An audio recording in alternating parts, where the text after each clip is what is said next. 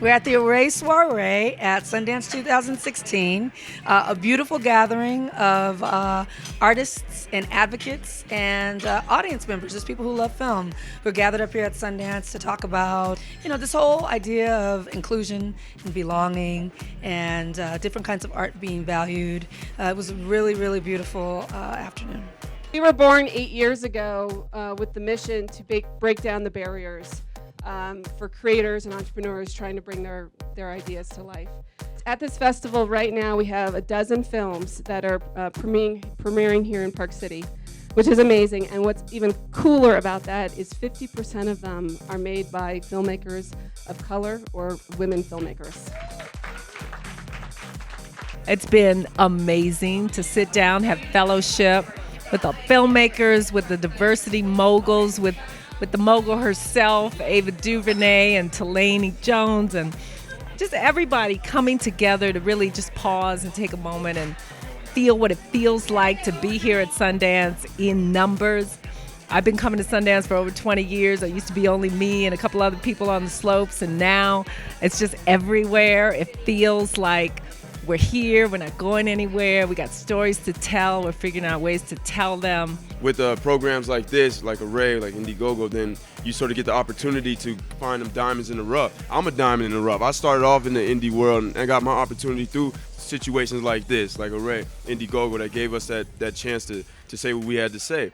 And I think now is an exciting time for everybody to be able to tell their stories. From black, white, blue, purple, yellow, whatever. You could tell your stories, and there's a place where it can be heard. Array is that place. The year of Selma was 2015. Getting that film out, sharing it with audiences around the world, and just learning a lot from it. And during that year, I realized that, we really had to move a firm into Array, because I traveled the world and met so many different kinds of filmmakers who are struggling with the same issues that we struggle with as black people. And I really understand that there's power in numbers, there's power in community.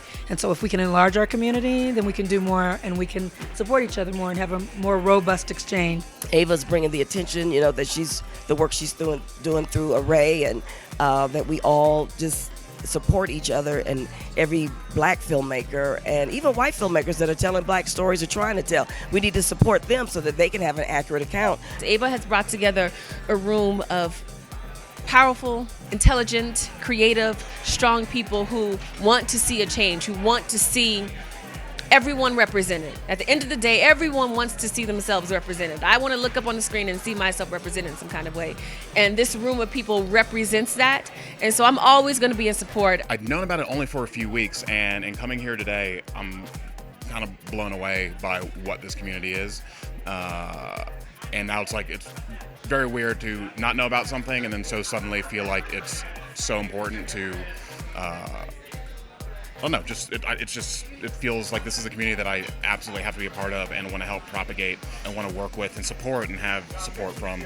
I have been a longtime fan of Array and Affirm, and I believe in Array because Array thinks about films not just as something that you see on the screen, but as something that audiences watch. And so they're always thinking about their audiences, and they're always thinking about the community that those audiences are a part of. It's hard to even explain the significance of Array in our business today.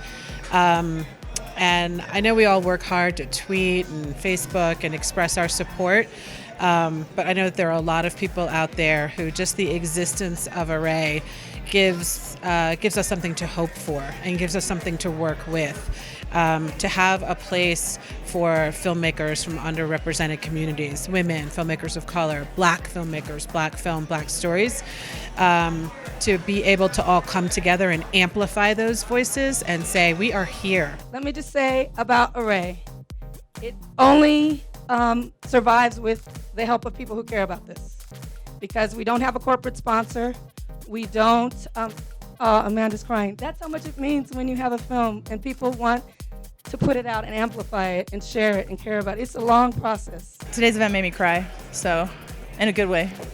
It's just really wonderful to be in a room with this many talented people and intelligent people, and that horrible word diverse, but it's nice to be in here with a bunch of non-white men Since the beginning of Affirm, before it was Array, when it was Affirm, we've been a friendly partner to the organization and think the work that they're doing is it's so important, and it's also so new and fresh. You know, filmmakers talk about how hard distribution is, and it is hard, and reaching your audience is a real challenge. And a lot of filmmakers, they might know how to go make a film, but how to reach an audience with it is a whole different set of skills.